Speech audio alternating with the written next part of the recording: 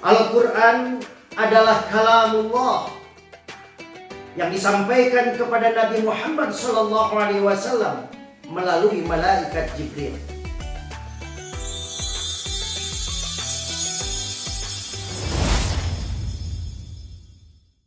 Assalamualaikum warahmatullahi wabarakatuh. Alhamdulillahi rabbil alamin. Alhamdulillahilladzi anzalal Qur'an hudan lil muttaqin. Wassalatu wassalamu ala asyrafil anbiya'i wal mursalin wa ala alihi wa ashabihi ajma'in. Amma ba'du. Ayuhal mustami'unal kiram rahimakumullah. Pertama-tama marilah kita bersyukur kepada Allah Subhanahu wa taala, di mana Allah Subhanahu wa taala telah memberikan nikmat kepada kita semuanya, baik nikmat iman, nikmat kesehatan, kekuatan yang kita miliki. Semoga kita semuanya dimasukkan oleh Allah kepada golongan abdan syakura. Amin ya Allah ya Rabbal alamin. Salawat dan salam kita haturkan kepada baginda alam Nabi besar Muhammad sallallahu alaihi wasallam, kepada para sahabatnya, kepada para pengikutnya dan para pengikut-pengikutnya, dan kita sebagai umatnya mudah-mudahan mendapatkan syafaatul uzma fi yaumil qiyamah. Saudara-saudara yang dimuliakan Allah Subhanahu wa taala, Allah Subhanahu wa taala telah menurunkan Al-Quran sebagai mukjizat. Jadi sekali lagi, Al-Quran sebagai mukjizat. Harus betul-betul kita imani, kita yakini bahwa Al-Quran sebagai mukjizat. Al-Quran adalah kalamullah yang disampaikan kepada Nabi Muhammad SAW melalui malaikat Jibril.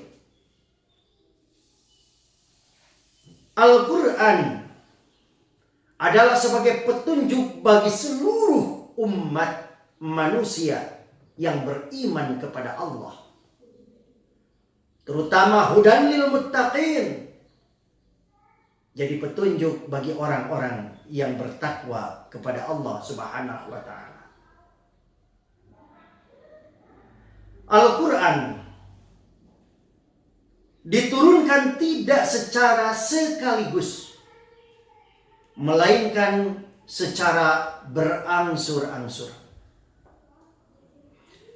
Al-Quran diturunkan selama kurang lebih 23 tahun, atau tepatnya 22 tahun 2 bulan 22 hari.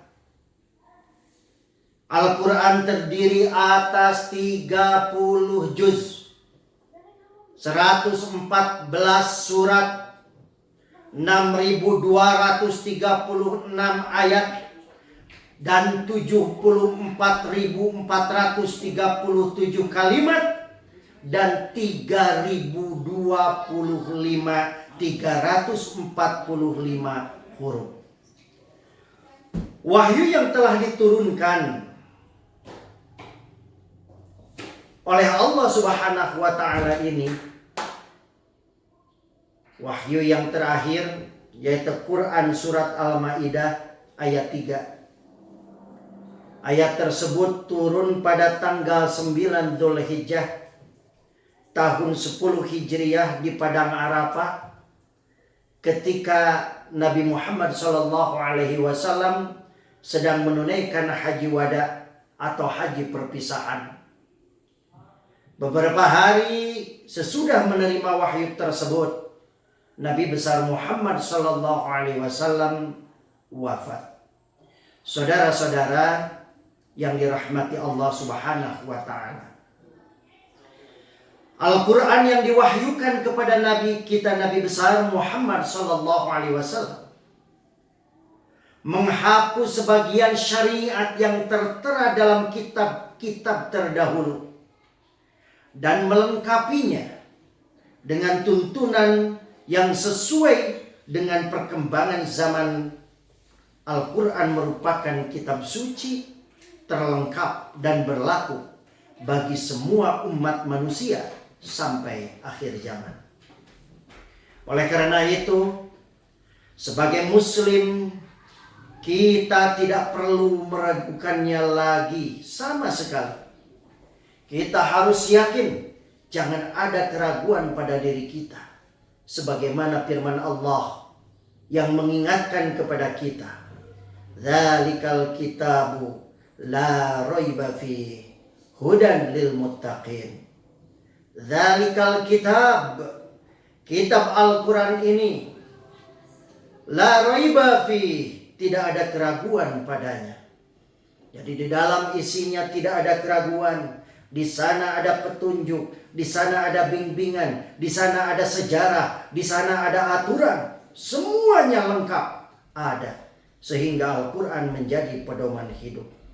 Lantas bagi siapa Al-Quran itu tidak diragukan? Hanya untuk orang-orang yang bertakwa kepada Allah Subhanahu wa ta'ala. Hudan lil muttaqin. Menjadi petunjuk bagi orang-orang yang bertakwa.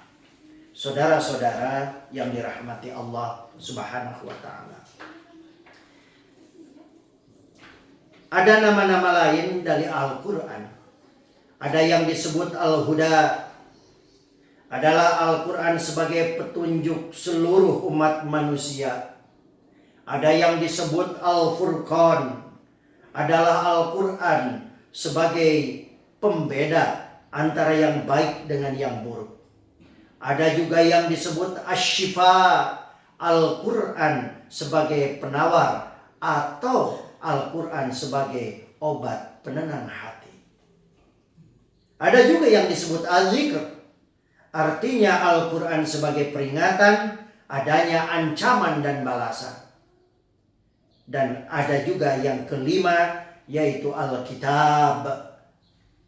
Dzalikal kitab, dzalikal kitabu la raiba fihi hudan lil muttaqin. Al-Kitab. Apa itu Al-Kitab? Adalah Al-Quran, adalah firman Allah yang dibukukan.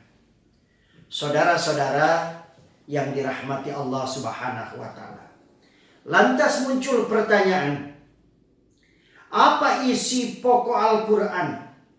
Isi pokok-pokok Al-Quran atau isi-isi pokok Al-Quran. Maka di dalam Al-Quran terkandung isi pokok. Yang pertama adalah akidah atau keimanan. Yang kedua ibadah, baik ibadah mahdoh maupun ibadah ghair mahdoh. Yang ketiga akhlak seorang hamba kepada Khalik, kepada sesama manusia dan alam sekitarnya. Saudara-saudara, adapun yang keempat adalah muamalah. Apa itu muamalah? Yaitu hubungan manusia dengan manusia. Hubungan manusia dengan manusia. Ada juga yang kelima, kisos. Kisah. Ya, bukan kisos atau kisah. Kisah itu cerita Nabi. Cerita Nabi dan Rasul. Atau orang-orang yang soleh dan orang-orang yang ingkar. Terus yang terakhir adalah semangat mengembangkan ilmu pengetahuan.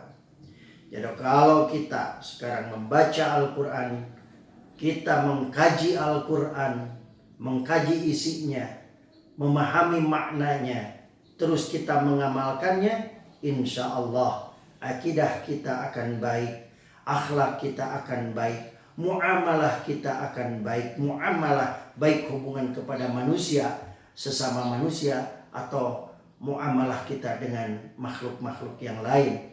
Terus kita juga dengan membaca Al-Quran, mengkaji dan mempelajarinya, kita akan mengetahui kisah-kisah Rasul, kisah-kisah Nabi, dan orang-orang yang soleh serta orang-orang yang ingkar.